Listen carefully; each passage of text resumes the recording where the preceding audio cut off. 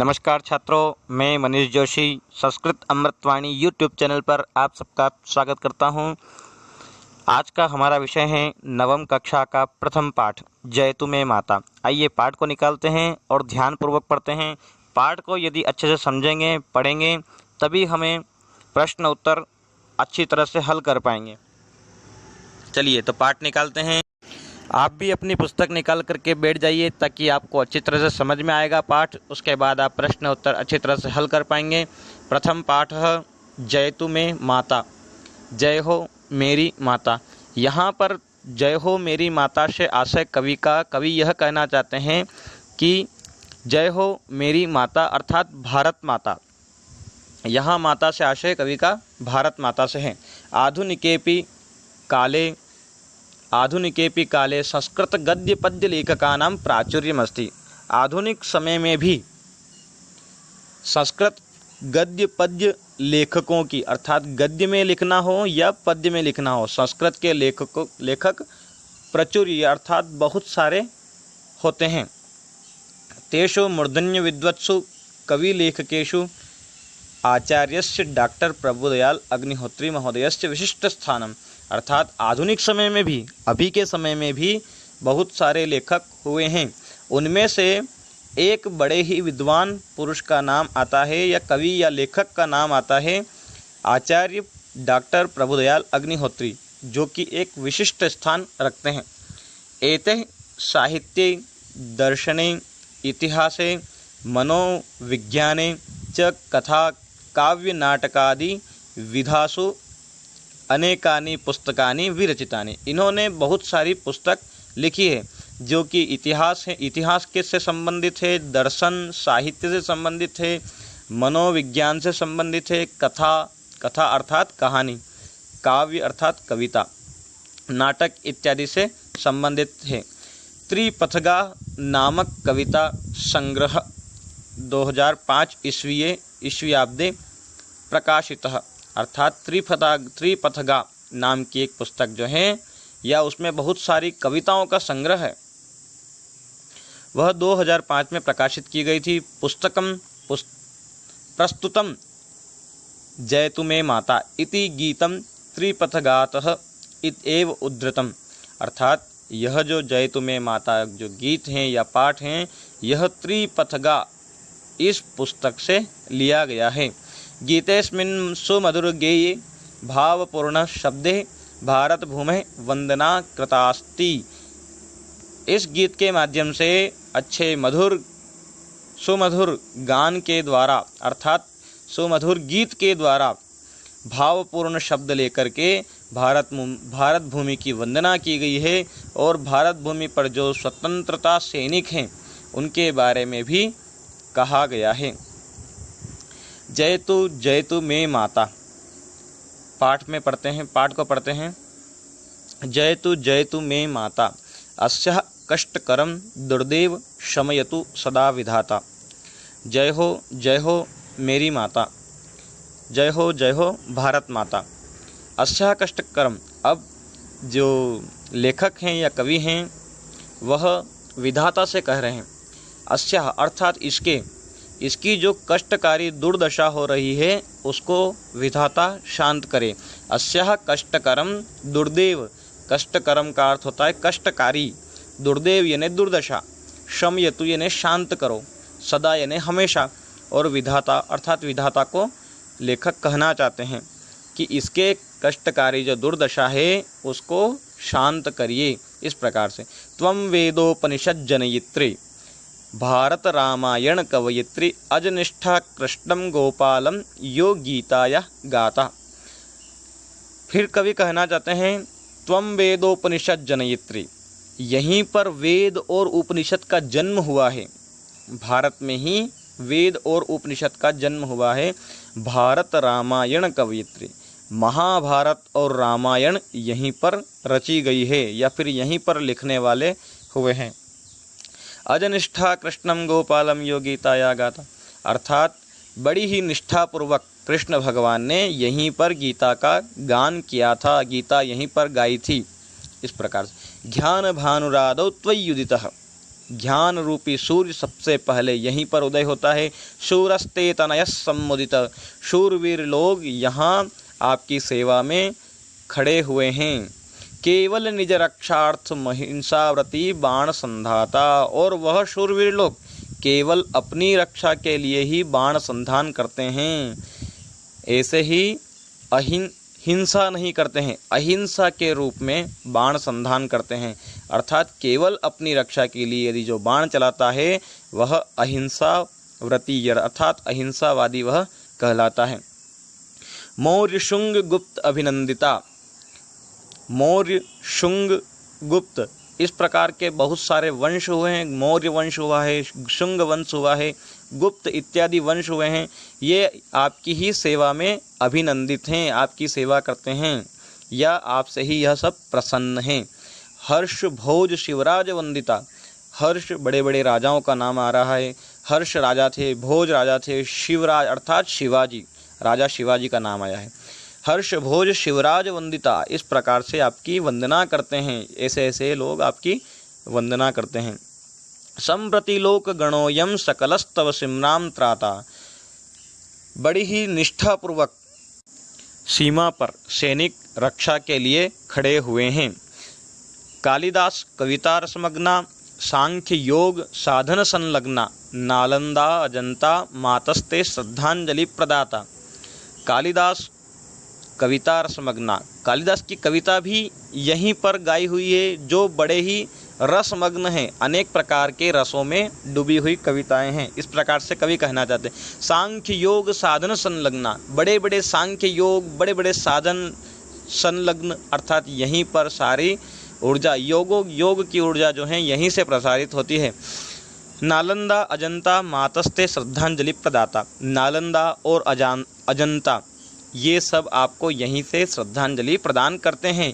कच्छ कामरूपांतवासिनी, कच्छ से लेकर के कामरू देश तक आप वास करते हैं। अर्थात कच्छ अर्थात पश्चिम में, जो गुजरात में कच्छ पश्चिम में सबसे पश्चिम में जो है वह है कच्छ, और पूर्व में है कामरू देश, जिसे हम कहते हैं कामरू देश कहते हैं।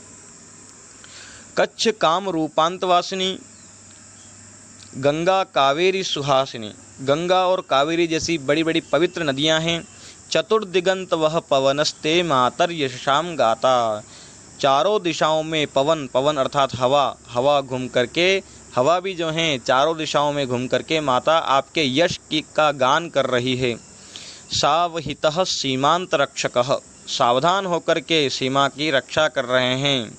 सैनिक जो हैं सावधान होकर के सीमा की रक्षा करते हैं। सीमा अर्थात जो देश की परिधि है वह। ये न दंशति कोपि तक्षकः, जो सैनिक है वह इस प्रकार रक्षा कर रहे हैं कि कोई भी दुश्मन, कोई भी शत्रु यहाँ पर वार नहीं कर सकता है। निष्कारण विद्वेष करस्तव कालमुखम प्रतियाता, बिना कारण कोई विद्वेष करता है, बिना कारण कोई हमला करता है तो वह कालमुख में चला जाता है, अर्थात उसको हम मार गिराते हैं। जय तू मैं माता, जय तू मैं माता, जय हो मेरी माता, जय हो मेरी माता। इस प्रकार से यह पाठ का अर्थ हमने समझा। इसके प्रश्न उत्तर समझते हैं। आइए प्रश्न उत्तर हल करते हैं। एक पदेन उत्तरम लिखत, सबसे पहले एक पदेन उत्तर को हम हल करेंगे, जिसका अर्थ है एक पदेन उत्तरम लिखत का अर्थ होगा एक शब्द में हमको उत्तर लिखना है। एक शब्द में उत्तर लिखना है तो गीता या गाता कह, गीता या गाता प्रपाठ में हमने समझा था या पाठ में हमने जाना था गीता या गाथा कृष्ण गोपाल, इस प्रकार से नाम आया हुआ था। आप यदि पाठ में देखेंगे तो लिखा हुआ था, तो हम यहाँ पर जो हैं लिख सकते हैं गोपाल कृष्ण या फिर कृष्ण गोपाल, किसी भी प्रकार से। श्री कृष्ण भी लिख सकते हैं। सिर्फ लिखना है तो हम यहाँ पर अभी जो पाठ के अनुसार हमें लिखना है तो पाठ के अनुसार हम लिखेंगे गोपाल कृष्ण।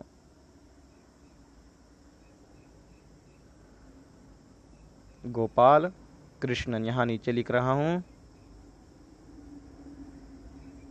गोपाल कृष्ण, 2 बिंदियां लगा दीजिएगा विसर्ग की, गोपाल कृष्ण। इसके बाद में सीमांत रक्षक कीदृश अस्ति, तो इसमें लिखेंगे सावहितः। सीमा की रक्षा किस प्रकार से की जाती है? सीमा की रक्षा सावधान होकर के की जाती है, तो हम यहाँ पर लिख देंगे सावहितः।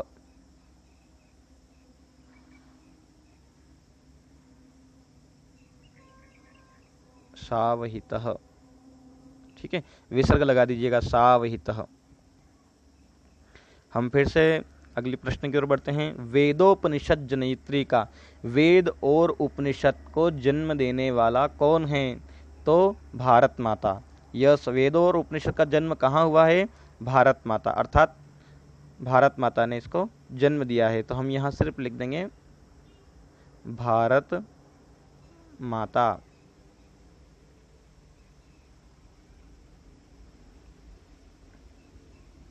भारत माता, इस प्रकार से। चलिए आगे प्रश्न की ओर बढ़ते हैं। निष्कारण विद्वेष करह कुत्र याति। बिना कारण से जो विद्वेष करता है, बिना कारण से जो झगड़ा मोल लेता है, वह कहाँ चले जाता है? अंतिम में आया था पाठ के, तो बिना कारण से जो झगड़ा करता है या बिना कारण से जो विद्वेष करता है, वह काल के मुख में चला जाता है। तो हम यहाँ लिख देंगे काल मुखम। इसका जो उत्तर है वह बन जाएगा काल मुखम। ऊपर एक बिंदी लगा दीजिएगा, काल मुखम, इस प्रकार से इसका उत्तर बन जाएगा। चलिए आगे की ओर बढ़ते हैं। मातुः कष्टकरम दुर्देव कह शमयतु। माता के जो कष्टकारी जो दुर्दशा है उसको कौन शांत करेगा? तो किसका नाम लिया हुआ है पाठ में? विधाता। इसका जो उत्तर है वह बन जाएगा विधाता। आप अपनी नोटबुक में लिख लीजिएगा, नोट कर लीजिएगा, विधाता। इसका उत्तर विधाता और इसका उत्तर कालमुखम। ठीक है। एक वाक्येन उत्तरम लिखत। अब हम एक वाक्येन को हल करेंगे, अर्थात पहले एक शब्द में उत्तर लिखे थे, अब एक वाक्य में उत्तर लिखना है। हमको पूरा पूरा उत्तर लिखना है। मातुर यशसाम गाता कह। माता के यश का गान कौन कर रहा है? माता के यश का गान कौन कर रहा है? तो पवन। माता के यश का जो गान कर रहा है वह पवन है। मातुर यशाम गाता पवनः, इस प्रकार से आया हुआ है पाठ के अंतर्गत। तो कह के स्थान पर आप लिखेंगे पवनः, इस प्रकार से। कह के स्थान पर पवनः लिखेंगे, अर्थात पूरा उत्तर लिखेंगे मातुर यशाम गाता पवनः। मातुर यशाम गाता कह, मातुर यशाम गाता पवनः। आगे बढ़ते हैं। भारत माता के वंदिता।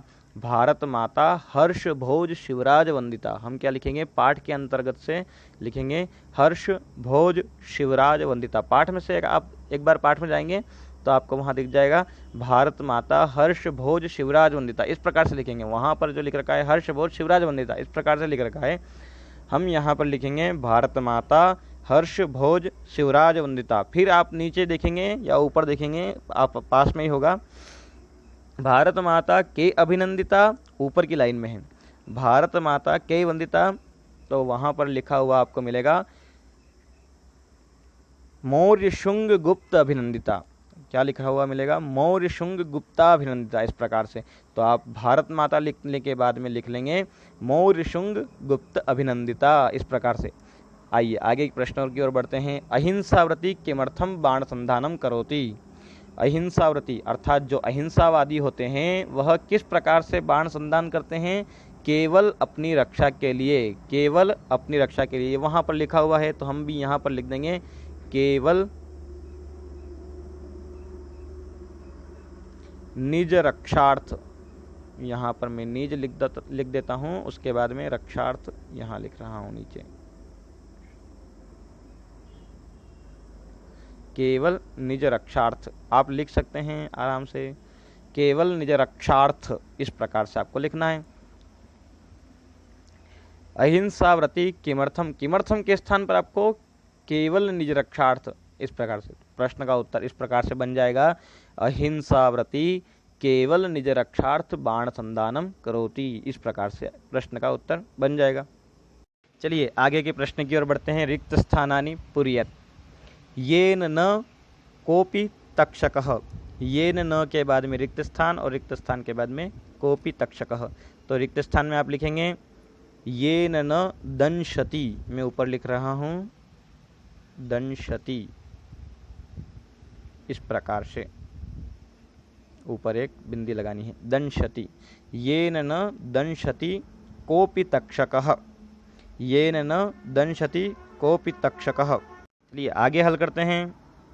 भारत रिक्त स्थान कवयित्री, तो यहाँ पर लिख देंगे भारत रामायण, इस प्रकार से भारत रामायण कवयित्री, इस प्रकार से यहाँ हम लिख देंगे भारत रामायण कवयित्री। ये पाठ में आया हुआ है। मौर्य शुंग गुप्त, यहाँ दिख नहीं रहा होगा आपको। अगला प्रश्न करते हैं।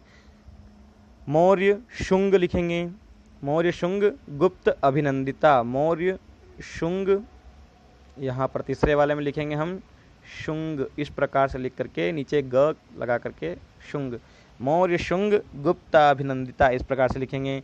अगला प्रश्न है कच्छ काम रूपांत वासिनी, तो काम रूप लिखेंगे, क्या लिखेंगे काम रूपांत, कच्छ काम रूपांत। एक बार और मैं लिख करके बता देता हूँ, कच्छ काम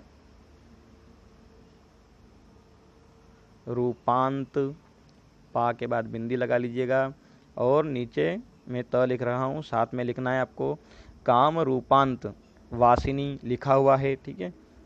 अगला जो है वह लिखते हैं, अगला है रिक्त स्थान में निष्कारण विद्वेष कर स्तव कुत्र याति, अर्थात रिक्त स्थान है याति प्रतियाति, निष्कारण विद्वेष कर स्तव प्रतियाति, रिक्त स्थान बीच में ना, निष्कारण विद्वेष कर स्तव काल मुखम प्रतियाति, इस प्रकार से वहाँ पर लिख रखा है, तो हम यहाँ पर भी लिख लेंगे। प्रश्न में भी पहले आया हुआ है, तो आसान सा प्रश्न है, एक तरह से बार बार आ रहा है। मुखम, मुख लिख लेंगे और बिंदी लगा देंगे ऊपर, काल मुखम, निष्कारण विद्वेष कर स्तव काल मुखम प्रतियाति। चलिए आगे संधि विच्छेदम कृत्वा संधे नामम लिखत, त्वयि युदितः, त्वयि युदित का संधि विच्छेद होगा त्वयि धन उदितः, इस प्रकार से हो जाएगा त्वयि प्लस उदितः, त्वयि युदित का हो जाएगा त्वयि प्लस उदितः त्वयि युदितः। हम संधि का नाम लिख लेंगे, संधि का नाम लिखेंगे, संधि का नाम लिखना है, तो संधि का नाम हम यहाँ पर यण संधि लिखेंगे, यण संधि लिख सकते हैं आप, संधि यण संधि लिख लेंगे। उसके बाद में है शूरस्ते, इसमें लिखेंगे शूरः धन ते, शूरः धन, शूरः बिंदी लगाएंगे दोनों तरफ और उसके बाद में ते लिख लेंगे, शूरस्ते बन जाएगा, शूरः धन ते शूरस्ते। संधि लिख लेंगे इसमें विसर्ग संधि, 8वीं में आपने संधियों के बारे में पढ़ रखा होगा। शूरस्ते, शूरस्ते के बाद में है गणोयम, इसमें भी हम लिख लेंगे गण,